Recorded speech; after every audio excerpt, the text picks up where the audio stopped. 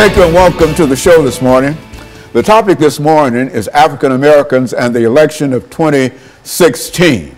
And we have with us to talk about the election of 2016 and the impact on African American citizens, Dr. Louis Baldwin from Vanderbilt University formerly.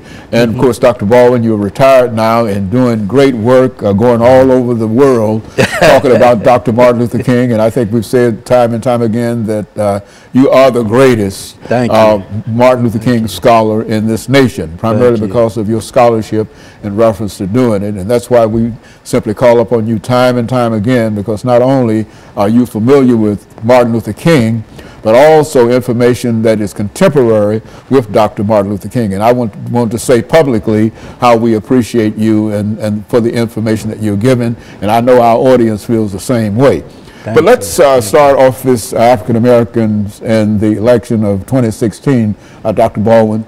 Having you make a few statements in reference to your background, education, and experiences. And then we'll have that second segment and third segment to talk about the impact of the election of 2016 on African Americans, or vice versa. That's right. You see, and so let's do it from that perspective. Yes, well, I'm a native of Camden, Alabama. I grew up in Wilcox County, Alabama, which is known as part of the Alabama Black Belt. I grew up there in the late 40s and the 50s and early 60s, was exposed to much of what went on in terms of the civil rights movement in the Alabama Black Belt, and that instilled in me, I think, a deep interest in politics. As you well know, the civil rights movement was about not only the advancement of civil rights, but also about political rights, economic improvement in the black community, etc. So I was introduced very early to those kinds of values. Grew up in Camden, Alabama, attended the public schools in Camden, Alabama, graduated from Camden Academy High School in 1967. And in the fall of 1967, I matriculated at Talladega College in Talladega, Alabama, and at that point, 1967 to 71, I not only majored in history and minored in political science, I was also involved in some of the demonstrations at Talladega College. So I graduated at Talladega in 1971 with a degree in history, went to Crozer Theological Seminary in Rochester, New York, was there for 3 years in the Master of Arts program, also received the Master of Divinity degree from Colgate Rochester Crozer Seminary, and from there to Northwestern University. In 1975, I graduated from Northwestern in 1980 with a PhD in the history of religion with a particular emphasis on Christianity. So that was the beginning of my interest in American politics, and particularly the impact of American political values and systems on the African American community. Very good. And so, Dr. Baldwin, listening to you, I can see the same trail that I took in terms of making it. And I, as a matter of fact, you graduated, you became a professor at Vanderbilt University. And I think that I was one of the first African-American students to attend Vanderbilt University after I finished my degree.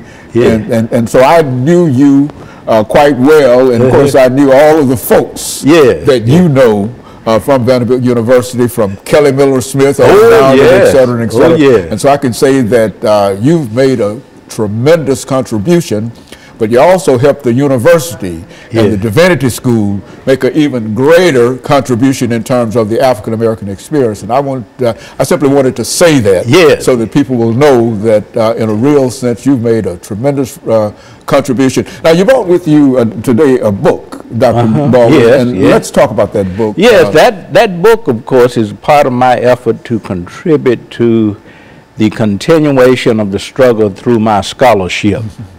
Dr. King always said, Martin Luther King Jr. always said, that education is a major component of the civil rights program.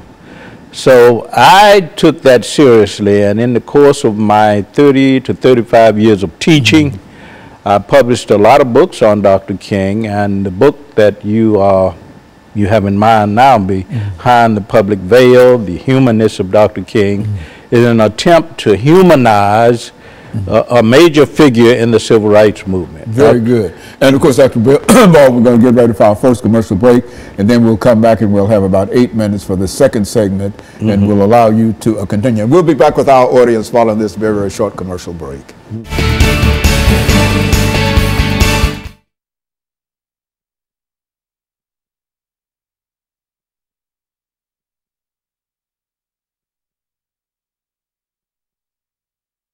Well, you know, we've been sitting here for 35 years. Yeah. You were a student of August Meyer. August Meyer, that's right. That's right. That's as a matter of fact, I got to Vanderbilt because of August Meyer. Did you? He was over at Fisk teaching. And he's no longer alive. No, he and Elliot Rudrick. Yeah. He was over at Fisk, and they wouldn't allow him to come over to Vanderbilt and use the library.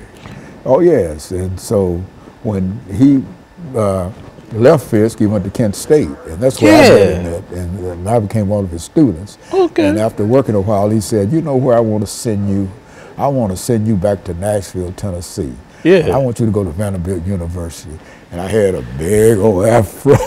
Isn't that something? That's how I got But you were there with Darlene Clark. Darlene Clark and Bill, let's see, Darlene Clark. It's about 6 or 7 of us there. Okay. I was there. She's at Northwestern, I think, now. Is she still working? Has she retired yet? I'm not sure, but I know she was at Northwestern. She was at Michigan State. Then at Northwestern. Yeah, we were there together. We were both August Meyer students. We really had a good time in terms of studying under Dr. August Meyer, and he was a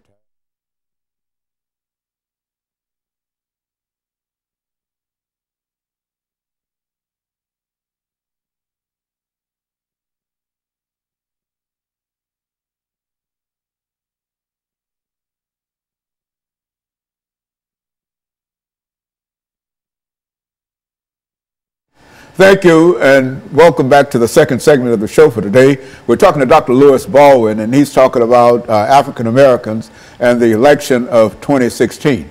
Dr. Baldwin, let's see if we can continue this second segment by talking about some of the issues in this election that might have an impact upon African Americans and some of the consequences. I think that's very important. I would say that the issues confronting Black Americans in this election, of course, are the same issues confronting all Americans to some extent.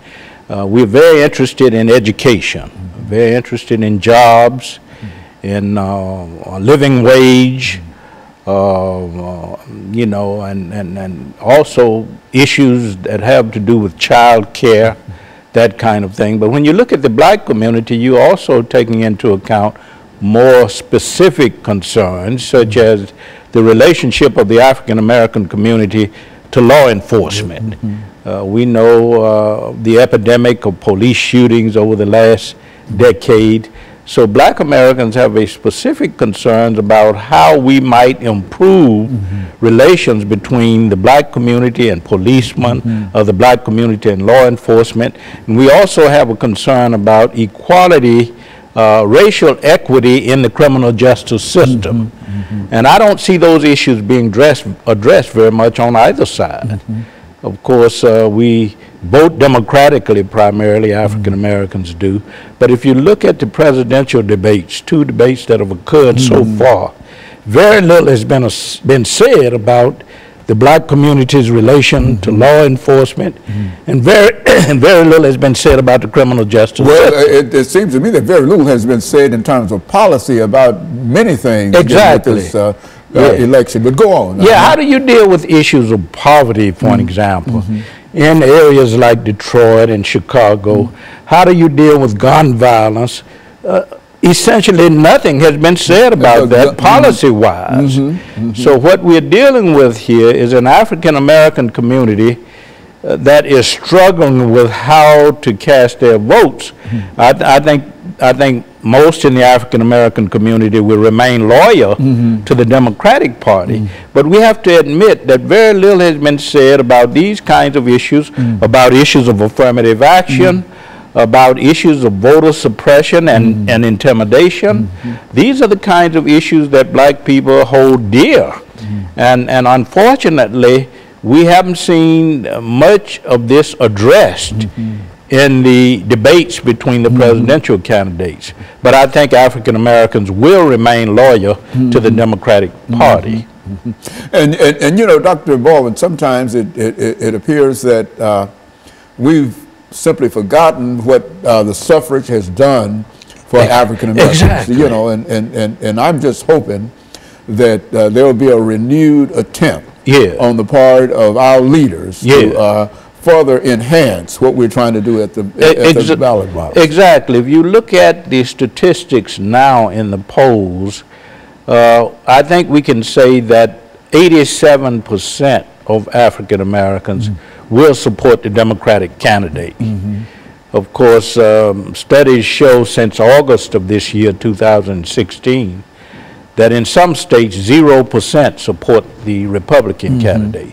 And I've seen in other polls 1% to 8% for the Republican candidate.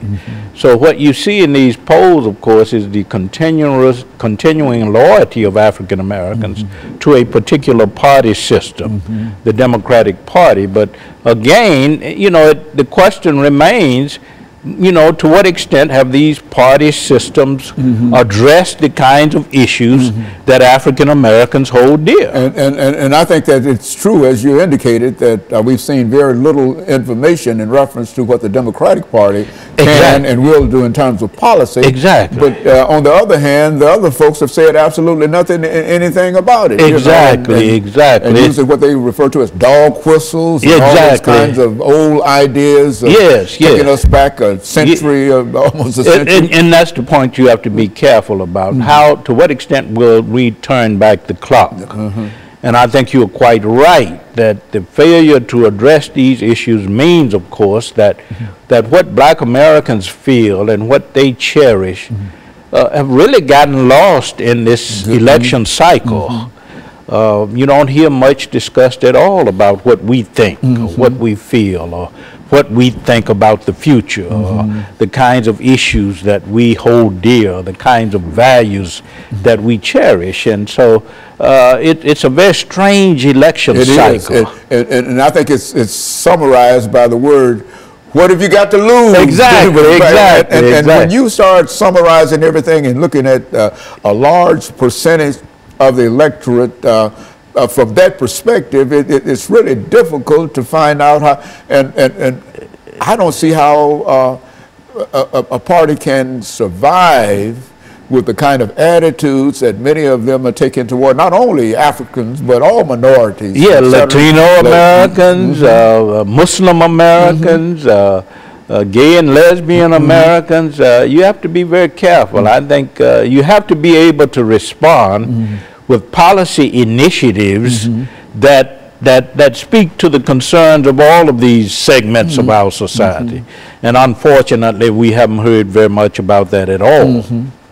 And of course, these debates that they're having really does not, in a real sense, produce any kind of information. It's a lot of showmanship and a lot of whatever, but really very little information in terms of what people will do. And charges back and forth, attacks back and forth, and very little in terms of policy initiatives and policy solutions to the problems that we all face as Americans, and more particularly what African Americans face. And we've been down for a long time in terms of the kind of aid and assistance that we need in terms of ability to do what we have to do. Exactly. We're concerned very much about our future in this country. What about the future of affirmative action initiatives? What about the future of voting rights? What about the future of pay equity and employment opportunities? What about the imprisonment of African Americans and the astonishing rate of of incarcerations in this country. So, you know, that's a curious thing. As many folks that are being killed in the streets by guns. Exactly. Everybody's afraid to say anything about trying to the gun culture and how it is contributing to a culture of violence in our country, and particularly in the black community. We haven't heard much about that not at all. And of course, what we're doing is getting ready for the second commercial break, and we'll be back with our audience following this very, very short commercial break.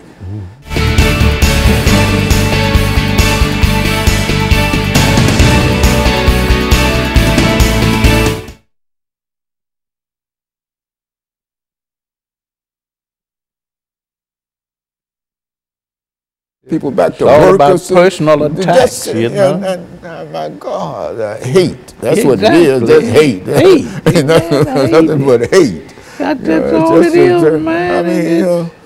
And hopefully, I hope it doesn't discourage, and I'd like to deal with that in the last segment. Okay. To what extent this might discourage turnout?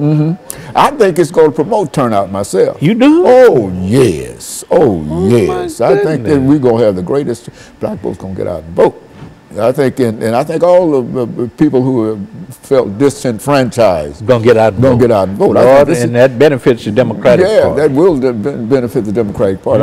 I just don't see any place where folks are going to stay at home. I mean, this thing has gotten too hot. Oh, yeah, for folks. You got to say something one way or the other. You know, that's what I told my son. I said, nah, and my grandson, I said, now, y'all, you tell your folks y'all got to get out and vote. I don't care who you vote for. But one other thing we need to deal with, I think, is to the extent to which the third party, the Libertarian Party, with Johnson, the extent to which he's ciphering off some black votes. That's right. That's right. Yeah. But I think Miss Clinton's going to win this thing. I'm checking. That's what all of the folks that I hear on television, MSNBC, CNN, and Wall Street Journal, Huffington Post, they all show a victory. And I'm just praying that.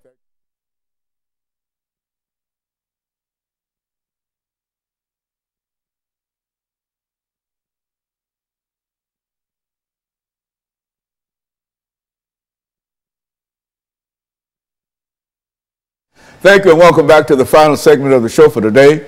We're talking to Dr. Lewis Baldwin, and he's giving us some information in reference to African Americans and the election of 2016. And of course, Dr. Baldwin, let's during this last segment, let's take the opportunity to deal with some issues that you believe to be important in this election, so that we can sort of end this particular segment, given some directions in terms of what people can do and what we ought to do. I think this election is important, first of all, because we need to assure the preservation of the Obama legacy. Obama has been very intentional about addressing health care issues, about addressing employment issues in the black community, criminal justice issue, the issues that pertain to law enforcement and its relationship to the black community. So we need to preserve his legacy in terms of pushing legislation that address the concerns for African Americans and women. We have to keep in mind that the Ledbetter Law or Act was signed by President Obama, which called for equal pay equity for women. So we first of all got to preserve his legacy for the black community, and I think that's very important for the black community. Another concern, of course, is how will this election cycle, and particularly the person who wins the office of president, how will that person address issues such as affirmative action, such as gun control, criminal justice, crime in black communities. I think that is very, very important. We look to the future, black Americans do. We've always looked to the future because we have had problems dealing with the past in many cases, and dealing with the present. We look to a future with hope. Things have to get better. Things have to get better. So we have a more hopeful view when it comes to the future. And I think black Americans today are looking for someone who will build on the Obama legacy. And I think most black Americans, studies show that 87% of blacks at least will vote for the Democratic candidate. And I think that most black Americans feel that the Democratic candidate, who happens to be Hillary Clinton, represents a better prospects, a better choice yes, for the future in terms of how our own platform in the black community will be advanced. Not only in terms of the preservation of the Obama legacy, but building on that legacy in terms of what? Creating more jobs. There's unemployment in certain black communities at 58%. So how will the future president address those kinds of issues? How will the future president address the gun issue? Hillary Clinton has talked about gun control. Donald Trump has talked about the Second Amendment rights and how to extend those rights. So I think, you know, we have to look at that because that's very, very important, because crime, particularly black on black crime, has reached epidemic proportions in places like Chicago and New Orleans and Philadelphia. So we have to be very concerned about the candidate who wins and how that candidate will promote our agenda as it relates not only to education and jobs and the Supreme Court very important. Yes, very important. Pay equity, voting rights, affirmative action. I think these are the concerns that black people bring to the ballot as they vote for our president on November 8th.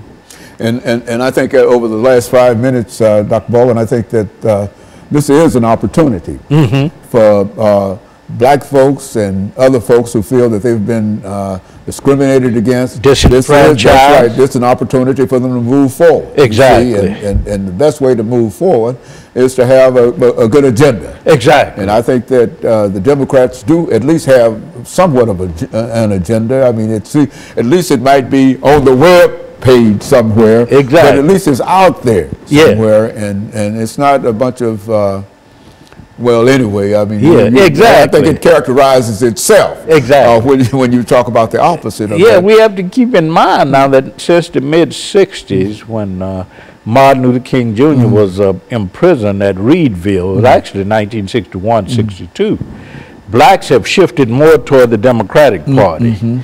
And they've shifted more toward the Democratic Party because they perceive the Democratic Party as being more in line with the kinds of concerns that they have, particularly as they relate to civil rights, affirmative action, the right to vote, etc. So I think most black Americans will, in this election cycle, support the Democratic ticket to the tune of at least 87%. If you look at President Obama in 2008, he got 93% of the black vote. In 2012, he got 95%. I don't think that the Democratic candidate would reach that.